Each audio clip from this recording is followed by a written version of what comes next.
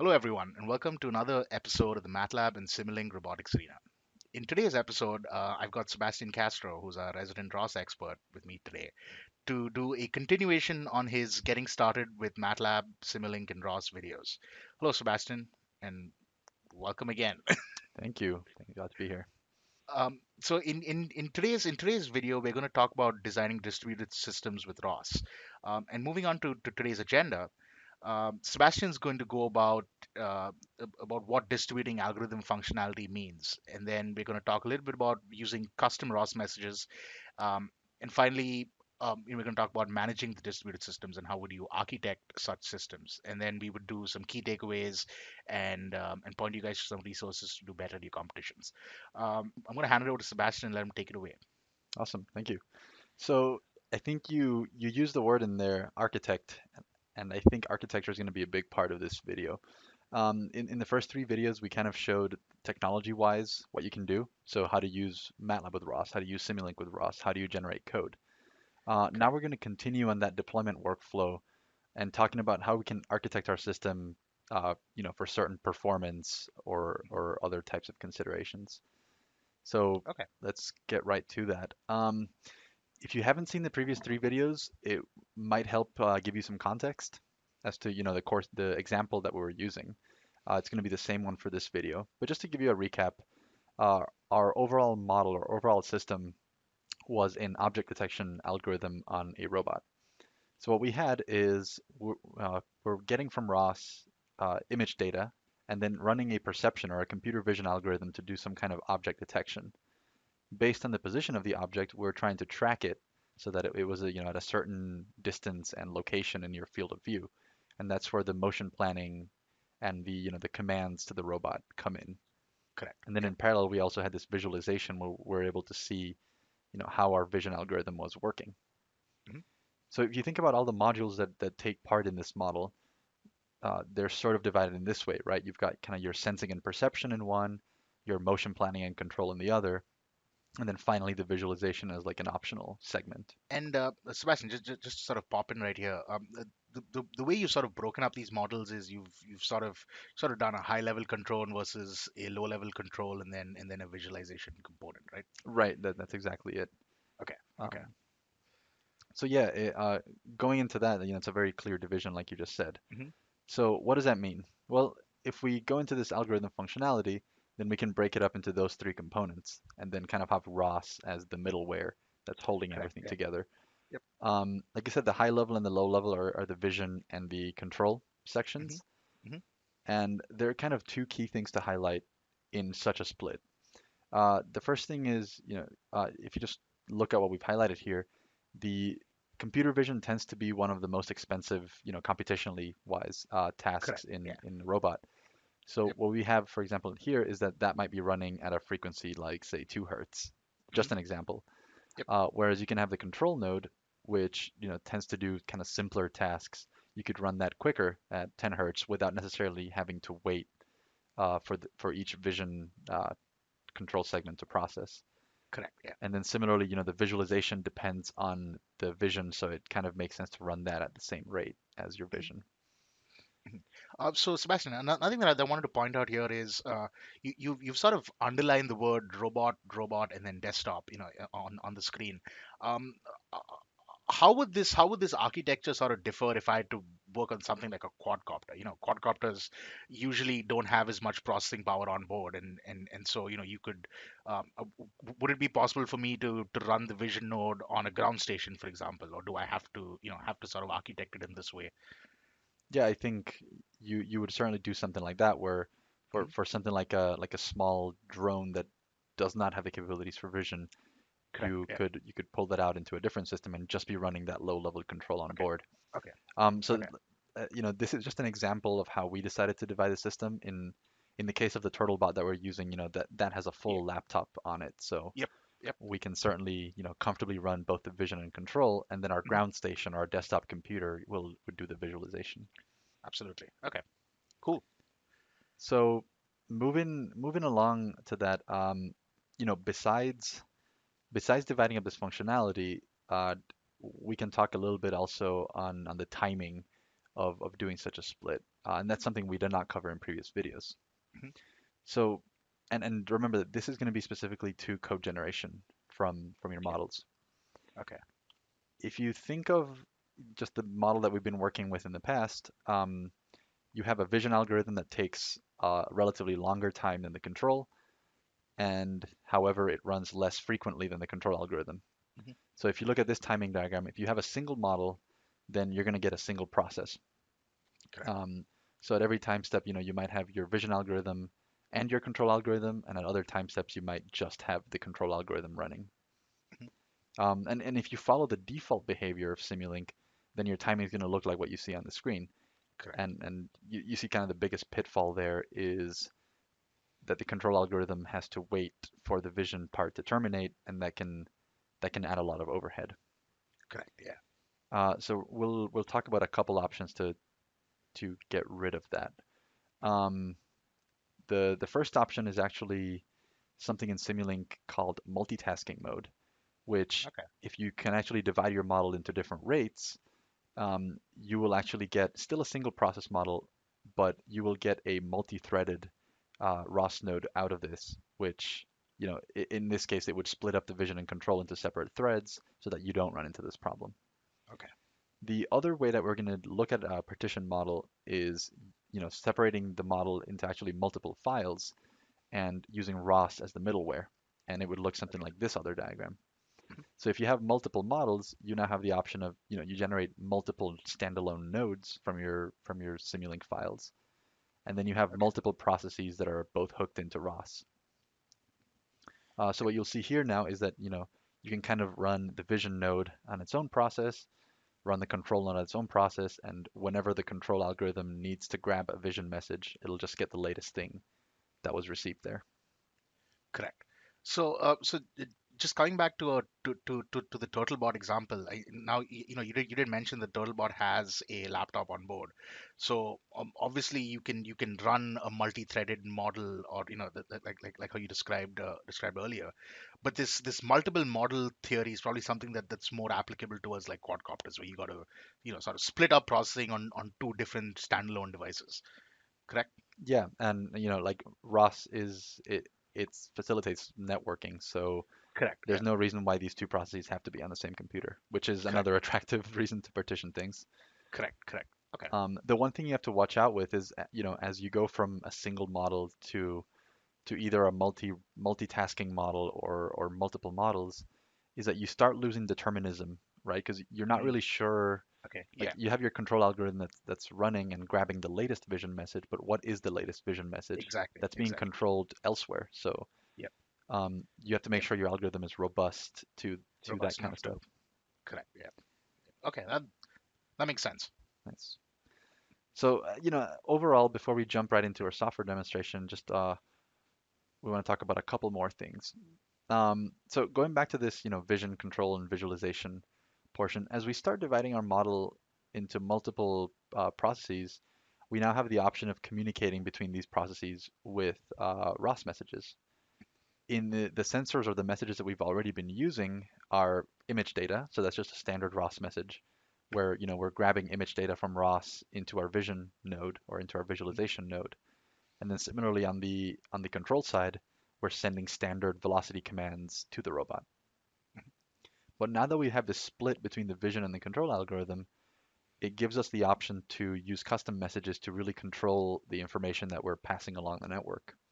Okay. And what we're going to show you in this example is actually the creation of a custom message that contains vision results so Okay. that your vision algorithm is in an efficient way communicating its output that is then consumed by both the control and the visualization algorithms. Okay. Okay. I think I'll save more of that fun for the software example. Okay. So how does this look from a user perspective when you have all these systems and you need to figure out where they are, where do they go, how do you run them, right? Hmm. So think of it this way. You have, in our case, you have your desktop on the left, which is the ground station, as you've been calling it. And then you Yeah. have the standalone, deployed nodes from Simulink or from MATLAB Hmm. running on the robot. So you as a user might be sitting at your ground station, could be a laptop or whatever else. And as long as you're network communicated with the robot, you're able to have all these nodes talk to each other. Correct. Yeah. So what we do from our desktop, we saw this in the previous video that you can actually start and stop the deployed nodes from MATLAB. Hmm. So you sit at your ground station, you kick off the vision and the control nodes, and then once you do that, you're able to grab the image data as well as the vision algorithm results, and those can get thrown into your visualization node so that you can do some kind of debugging or sanity checking on your Yep. desktop. Yep. So yeah, I think for that we can jump right into the software example. All right, so we're going to go back to the same set of files from the previous videos. We'll have the file exchange link in the description here. And in particular for this video, we're going to go into the Simulink models under the distributed folder. So the first example that I want to show you is this multitasking example. So this is the one that's still going to be the single model. Okay. However, we've configured it so that the multiple rates actually get generated and scheduled on separate threads. So here's what our model looks like. You see that there's really not much of a difference from what you've seen before. The one thing I'll show is if I update this model and I can show my sample time displays that I've configured this model so that the vision and the control sections are running at different rates. You see they come up with different colors, and I have Yeah. this Yeah. sample time legend. Hmm. I can show these as frequency instead. So it's telling us that everything on the left side in green is our vision section that's going to be Correct. running at 2 hertz. And Correct. then everything on the right side, which is the control side, is going to be running at 10 hertz. Mhm. And the glue that's holding this in the middle are these rate transition blocks that are Correct. highlighted Okay. here. So you see here, uh, you've got some certain options for how you can handle that multi-rate transition. Okay. One Okay. thing one thing I want to point out, when you set up a multitasking model, this checkbox is unchecked. It's saying that we're not able to ensure deterministic data transfer Mm. because you now have no guarantees on when that latest vision message is going into the control node. Correct. Correct. So as long as I'm going to go into the configuration parameters for this model. Uh, this option is set up here in the allow tasks to execute concurrently. So this is what we're setting up in order to get that generated code Okay. that has our multi-threading. Hmm. So, if you're able to, if you grab this model and you hit the build button, um, you'll see the code generation report come up, and in the main file you will see uh, multi-threading code, whether you're in Windows or Linux or other operating Right. systems. So take a Okay. look at that. Um, I'm going to actually run this model on our virtual machine just to show you what's going on. So if you remember, I can create my ROS device object, and this is a couple of available nodes that we're able to run. So I'm going to do a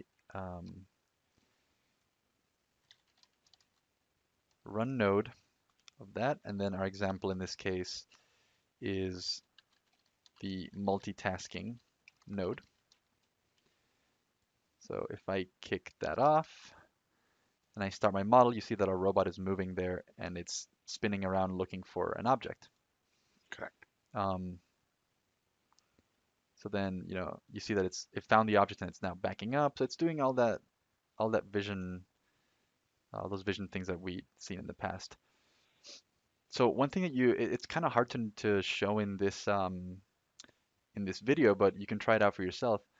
If you ran the model in the past, whenever you moved the object out of sight of the robot, there's actually a long delay in, between the robot, losing the object and then starting to spin around to scan for a new Yeah. one. Now Yeah. that the control segment is running 5 times faster than the vision and on a separate Hmm. thread, Hmm. this process happens a lot more quickly. Correct. So you see that as soon as I move the object out of the field of vision, the robot immediately starts scanning around. And we would see that in our hardware demonstration later too. Okay. So that's one way of Yeah. doing things. Let me actually stop that node. Um, just gonna copy that same and stop it. And let's open up some of the other examples here. Um, and this is going to deal with distributed systems, so multiple models. Okay. So what if I take that same algorithm and I divide it into, like we spoke about, the vision, the visualization, and the control nodes? Hmm. So what I'll first do is open up the perception model that uses the custom messages. So what you'll see here, this model, it's doing the sensing, so it's reading the images from our image topic. It's then processing the image and figuring out the location of the object. And then instead of feeding into the control algorithm, we're actually just sending out a custom ROS message that contains, a specialized set of information. Hmm. If I zoom in this case, we're basically passing in the X location, Y location, size of the detected object, as well as the width of the image. And we're Okay. packaging up into a custom message that we defined. Hmm. This custom message, it's defined in the same way as you would, in ROS. So you create a package that has message files, and then you can look at them. Okay. And we have a support package where you can, take these custom message definitions and import them so they work with MATLAB and Simulink. Okay. So we'll also link that in description. Feel free Yeah, to check them out. and these custom messages, once you add them with the support package, does it get uploaded to your standard message list? It, So you it could does, go and yeah. pull it from there. Okay. Yeah, so Okay. you could do the ROS message info to look at that. And Okay. like I said, you could use them in MATLAB and Simulink. So just to give Okay. you a quick view, the message that we're using here is the circle detection message. Like I Hmm. said, it contains four 16-bit integers that have the And information that I shared. correct. And this is exactly what you need. It's because if you I know if you had to ideally you'll have to pull in multiple messages from ROS to get the same information, and so that obviously quickens your whole process. Yeah. Another thing to highlight on that quickly is we're able to be, very deliberate about our data types. So Correct. I Yeah. could have Okay. done the same thing with, double precision variables here, Yeah. which would Yeah. have meant 4 times the memory in having to send these messages. Hmm. So I could probably even go lower because, all these things that have to do with positions and locations on images, we already know that these are integer values. Correct. So, Yeah. um, so this just gives us a nice way to do things. Hmm. So again, we can run this model directly from Simulink, but I've already generated code from this, and this is one of the two models that we're going to be deploying onto our robot. Okay. Okay. On the other end, we have, our control model. So I'm just going to bring that up now.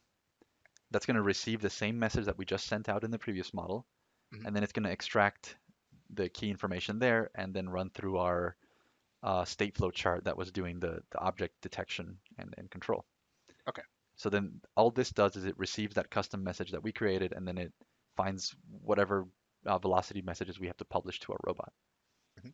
And then this will also be generated onto our machine. Okay. So let me actually go back to MATLAB then and just make some room here. Uh, I'll just scroll up and then do my run nodes. So I'll run my perception node, and then I'm also going to run the control node. And now these two nodes should both be running as separate processes on my robot. So Okay. if I start moving, this object around, you see that the robot is just left our field of vision. And if I Yeah. move this uh, back out, then our robot's now moving towards the object. Correct. Yeah. So this is running as it's supposed to, we Yeah, hope. it definitely seems a lot quicker than the earlier videos you did. Yeah.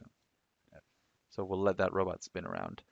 So again, this is all running deployed right now. MATLAB is no longer really doing anything of importance, Hmm. except now we can also open up our visualization model to verify what our visualization algorithm is doing.